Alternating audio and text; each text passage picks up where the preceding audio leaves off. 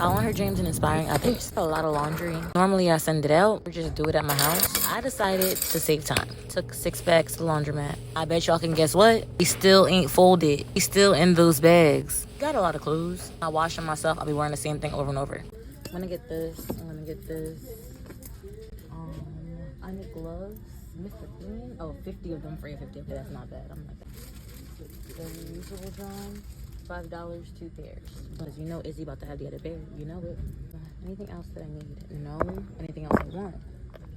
Yes. I do need a mop, but I'm gonna hold off on that because I want a particular mop. And it's not in the budget right now. The oyster one, is that what it's called?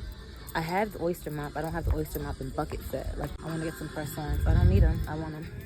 I want something fun and colorful. I've had these before. I think I'll get them again.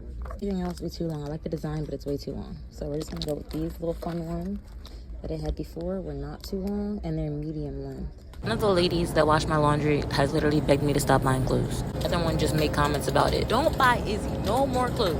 Baby, I ain't even buy him clothes this time. Somebody just gave him a shit ton of clothes. It wasn't even me this time. Yes, I'm still gonna buy some more because I ain't buy him. It didn't come from me. Does that matter? No. Am I gonna pretend it does? Yes. Coming to the land of the Lulu. Could save the money. I already saved the money for clothes. After all that hard work, I get to do some more hard work. No. This boy who calls me mom safe and enjoy his presents. The present and an oxymoron.